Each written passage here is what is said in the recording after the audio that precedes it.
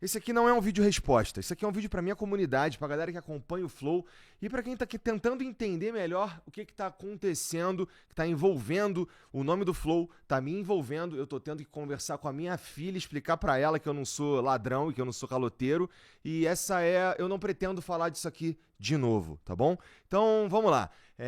Algumas coisas têm sido faladas sobre nós e eu vou falar de cada uma delas aqui nesse vídeo, tá bom? Pra começar, o Monark, ele nunca foi na minha casa me buscar pra gente fazer o Flow. Ele não me escolheu pra fazer o Flow.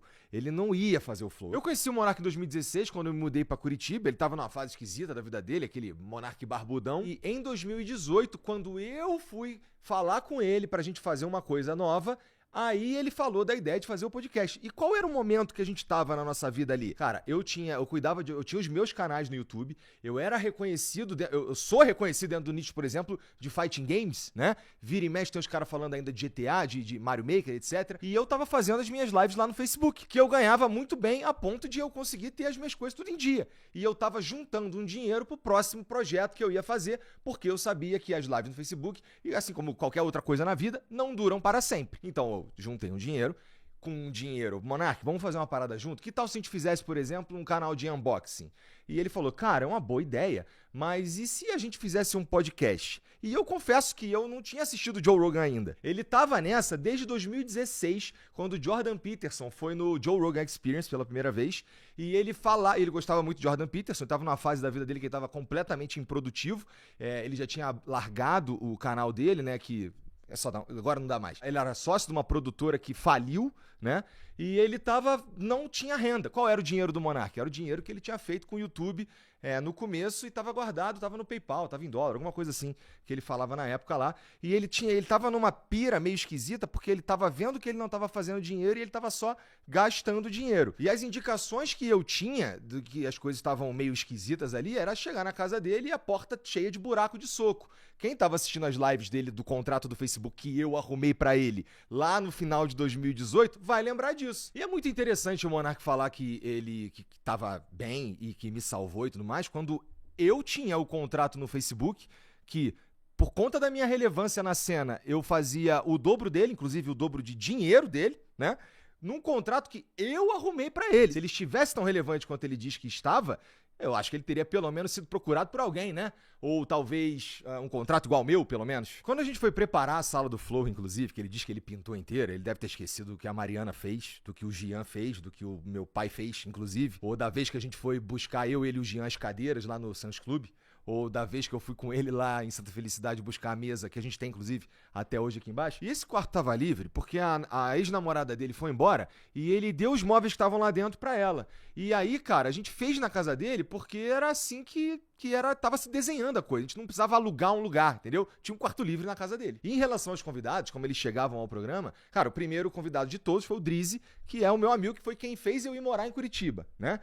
O primeiro episódio que a gente conseguiu ter uns números bem interessantes foi o Rafael Lima, do Ideias Radicais, que eu conhecia porque a gente tinha um amigo em comum. E um pouco mais pra frente o David Jones também, foi, acho que o último episódio que a gente fez em Curitiba, que também funcionou. Então dizer que eu não agreguei nada, isso que eu tô citando 3. Dizer que eu não agreguei nada é uma das coisas mais absurdas que dá pra dizer sobre o Flow. Era tudo equilibrado. Eu fazia algumas coisas aqui, ele fazia algumas coisas ali, e isso nunca foi uma questão ao longo dos anos, enquanto a gente tava trabalhando junto. Então vamos lá. Falar que o Flow começou porque o Monark foi me buscar na minha casa, ele me escolheu, etc, não sei o quê, não faz nenhum sentido, já tá explicado aqui. Falar que o Monark financiou o Flow todo com o dinheiro dele também é uma distorção da realidade. O que não falta é testemunha. E essa relevância que ele tá dizendo que ele tinha nessa época, talvez ele esteja confundindo os períodos, porque lá em 2013, realmente o Monark era o maior youtuber do Brasil, ele perdia em números pra galinha pintadinha só, né? Só que depois ele começou a fazer uns vídeos que começaram a não ressoar com a galera que estava inscrita no canal dele, e os vídeos não funcionavam mais, ele parou. Então ele virou uma memória pros outros youtubers que faziam, por exemplo, vídeo de Minecraft, que foi uma outra leva no YouTube, que era a galera dos gamers. Então assim, o Monark voltou a ser o Monark quando o Flow deu certo. O ponto aqui é o seguinte, ele não fez sozinho, né? Não é como se ele fosse o protagonista dessa história. A gente, no mínimo, fez junto. Eu, ele e o Gian. A única coisa que ele fez sozinho foi destruir tudo. A construção foi em conjunto. Tem também a narrativa que a gente teria criado um esquema pra tirar o Monark daqui, ou alguma coisa nefasta por baixo dos panos. Quando a gente teve a crise de antes, poucos meses antes, na verdade, que ele arrumou lá no Twitter, e a gente perdeu a Tribe, a gente perdeu o iFood, a gente perdeu parte relevante da nossa receita, ele sugeriu sair e a gente disse, ô Monark, vai tomar no cu, cara, vai sair o quê? E a gente segurou a onda. Inclusive, ele voltou aqui no programa 2 vezes depois, né? Ele veio sozinho e depois ele veio com o Venom Extreme e a gente fez os episódios aqui normalmente, né? Ele foi dobrando a aposta. Aconteceu o que aconteceu, ele foi banido do YouTube e aí não é mais seguro ter o Monark em lugar nenhum. E no vídeo que a gente faz, tem o André Leist, que é o último vídeo do Monark como host aqui do Flow, ele diz com todas as letras que a gente chegou numa conclusão, né? E que ele fez parte disso. Então eu não tô entendendo essa de um complô pra tirá-lo daqui. Lembrando aqui que naquele dia acabou o Flow Podcast, tá bom? A gente teve muita repercussão em tudo quanto foi lugar. A gente teve tweet de presidente do Brasil. A gente teve tweet do ex-presidente do Brasil. Teve cobertura na mídia, na grande mídia. Teve no Jornal Nacional, né? Todo mundo fez react. Teve jornal do mainstream ligando para os meus convidados. E tá tudo isso documentado na internet. Não precisa acreditar em mim. É só você ir verificar tudo, tá bom? Dá uma olhada no que estava acontecendo em 2022 na internet. Você vai verificar tudo isso que eu tô dizendo. Acabou o Flow ali. A gente perdeu 100%. De tudo que a gente tinha. Então a gente perdeu contrato para fazer transmissão de futebol, a gente perdeu o contrato de patrocínio, a gente perdeu a monetização de 7 canais, tá? Então não tinha mais Flow, ali acabou. Essa que é a verdade. Então, aqui a gente tá falando de uma decisão que a gente tomou, tá bom? Que é talvez o centro desse vídeo e de tudo que tem sido falado ultimamente na internet, que é o contrato que eu assinei com o Monark, né? Cara, em 2022, naquele dia 8 de fevereiro de 2022, a gente estava aqui debatendo o que a gente ia fazer com uma empresa que não existia mais, né? O Flow acabou ali. O que sobrou foi a responsabilidade de cuidar de todas as famílias, de todos os provedores, né? De todos os fornecedores, de tudo que a gente estava se propondo a fazer naquela janela de tempo. Eu não comprei uma empresa saudável, eu não comprei uma empresa multimilionária, eu comprei uma empresa falida, morta, em uma profunda crise de reputação. Então, nesse momento, quais eram as opções que eu tinha? Cara, eu podia ir atrás dos meus direitos na justiça e resolver esse problema por lá. E quais seriam as consequências disso? Seria todo mundo que um dia teve algum tipo de negócio com a gente ir para a justiça procurar os seus direitos porque a gente deixou de cumprir as nossas responsabilidades. Mas eu escolhi ficar no Flow. Eu escolhi assumir toda a responsabilidade de todo mundo que trabalhava com a gente. Eu escolhi assumir a responsabilidade de trazer de volta a nossa reputação. Eu escolhi, cara, ficar aqui no mesmo endereço, tá? Dando a cara a tapa todo dia para todo mundo ver o que eu estava fazendo, que era uma reconstrução da reputação que foi destruída. Então dizer que o Flow é diferente depois que o Monark saiu, mas isso é óbvio, isso a gente não precisava dizer, porque o Flow acabou no dia 7 de fevereiro de 2022.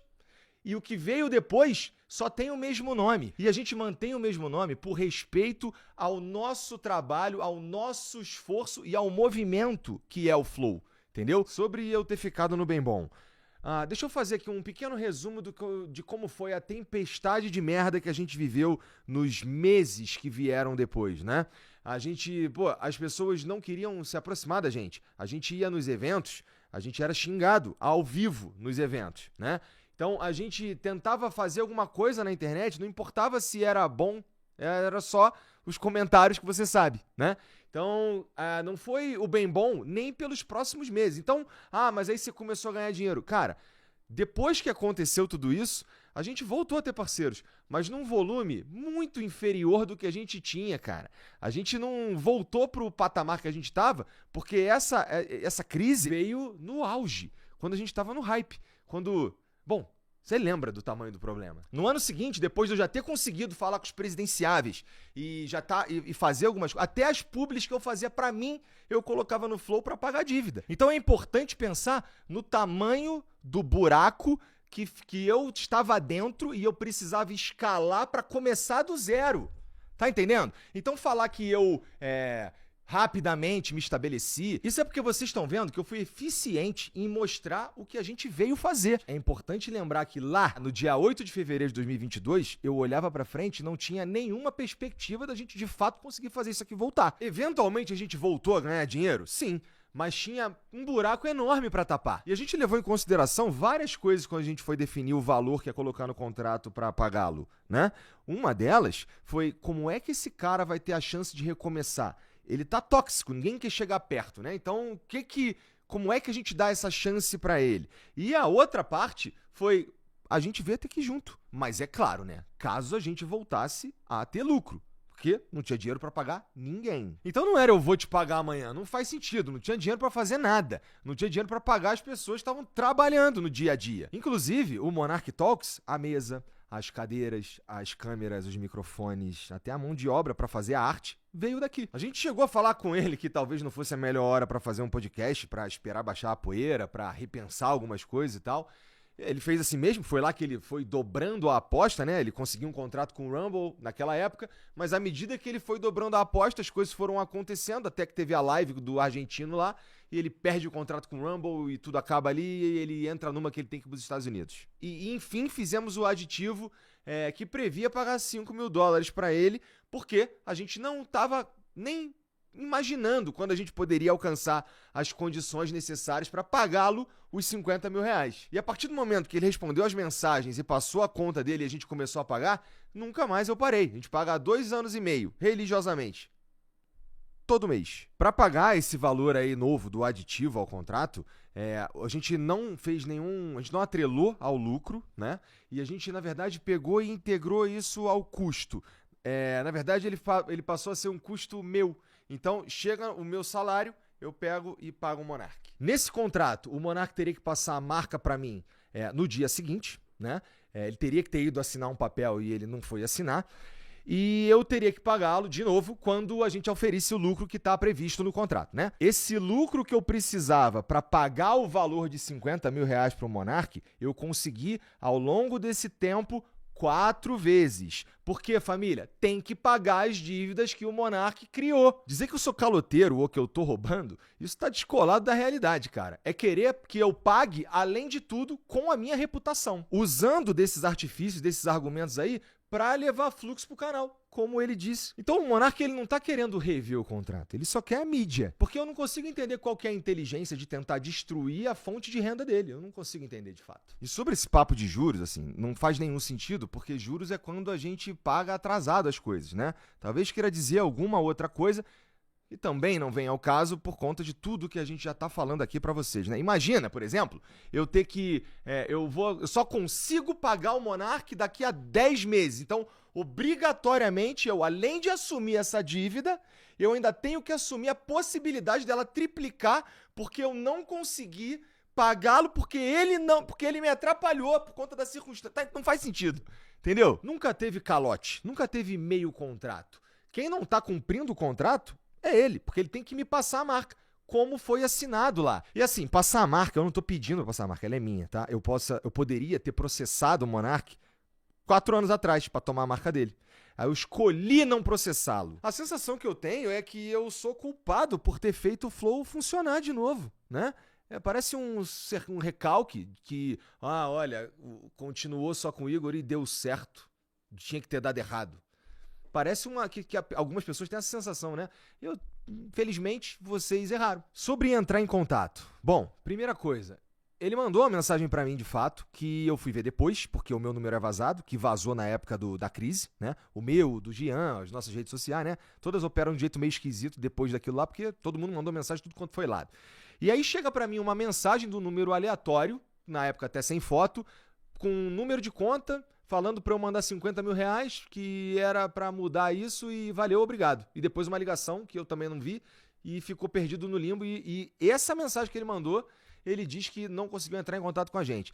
Ele também mandou uma mensagem pra um cara que trabalhava com a gente aqui no financeiro, que foi morar no Rio de Janeiro e, portanto, não tem mais nada a ver com a gente aqui. E aí, com essas 2 mensagens, ele diz que não conseguiu entrar em contato com a gente, sendo que ele tem o número do Gian ele tem o número da Mariana, que é minha esposa, ele tem o número de várias outras pessoas daqui. E era só ele fazer um pouco mais de esforço, porque a gente tá no mesmo lugar, é só ele ter vindo aqui, ido na minha casa. E a gente tentou mandar mensagem pra ele também, eu não sabia se ele tinha me bloqueado, porque eu mandava mensagem, não respondia nunca. E no fim, aparentemente, ele tinha trocado de número, não avisou ninguém, e aí chegou um dia uma mensagem aleatória desse número, e como eu vou saber que essa é a mensagem do Monark? Ou só ter respondido os advogados, que a gente tentou entrar em contato por meio de advogados, com ele, com o advogado dele, a gente tentou de tudo. Então é uma fantasia dizer que a gente não tá respondendo o Monark. Ele que não tá respondendo a gente. Bom, então o que tinha pra falar sobre o Monark é isso. Não pretendo falar outra vez, como eu já disse.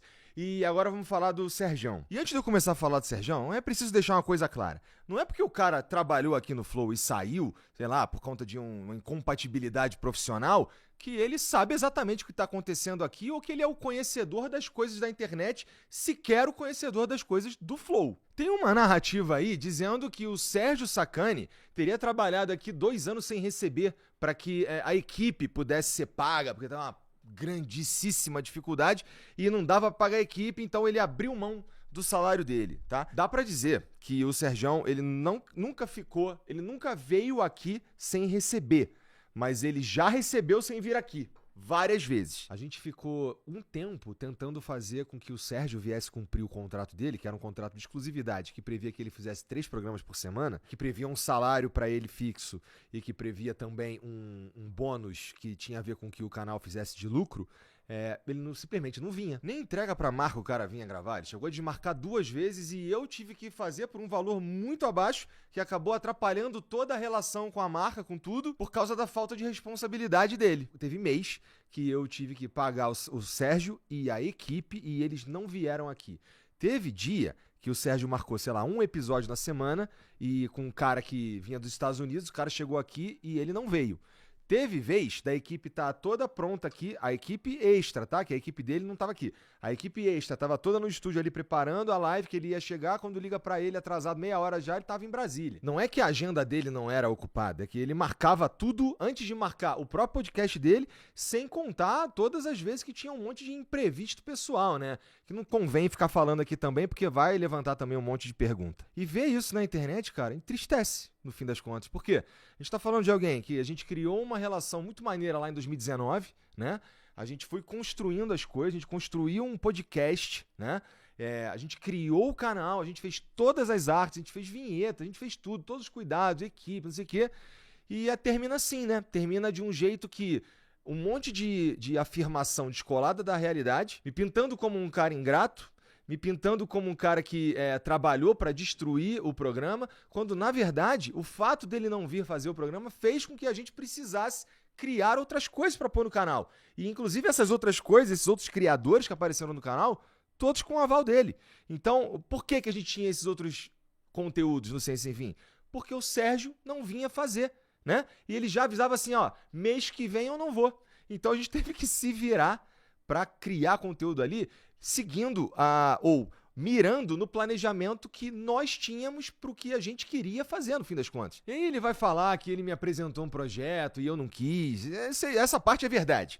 Porque era um projeto que não fazia sentido financeiro e também não fazia sentido editorial. E se for comparar com o que a gente estava fazendo, o que ele estava propondo ia necessariamente ficar muito abaixo do nosso padrão de qualidade. De novo, não necessariamente me apresentar um projeto, eu tenho que embarcar nesse projeto. Me apresenta um projeto todo dia. E aí o Ciência Sem Fim teve que acabar, porque o público, as marcas, a construção do programa e do canal é feita em volta de um produto herói, né? Que não estava acontecendo porque o cara não vinha trabalhar. Aí, meu irmão, não tem jeito, não tem santo que sustente. Tivemos que fechar o programa. Tudo isso que eu tô falando aqui, família, tem prova, tá bom? A gente tem documentado. Eu não viria aqui na internet fazer um vídeo como esse, que eu não costumo fazer, que não tem nada a ver com o conteúdo do Flow, se eu não estivesse falando as coisas perfeitamente embasado. Inclusive, é por isso que esse vídeo demorou pra sair, tá? Porque a gente começou a ver essas coisas acontecendo, a gente tava lá nos Estados Unidos fazendo projeto de Copa, que a gente tava seguindo a seleção, né? Junto com o Ricardinho, no busão da Copa. E como essa coisa foi acontecendo, a gente tava lá, a gente voltou antes do previsto e estamos olhando tudo que a gente tem de informação para informar vocês da forma que é correta, que é ética. Bom, é isso que eu tinha para falar sobre esse assunto. Não pretendo falar mais disso, tá bom? É isso. Um beijo para vocês. Tchau.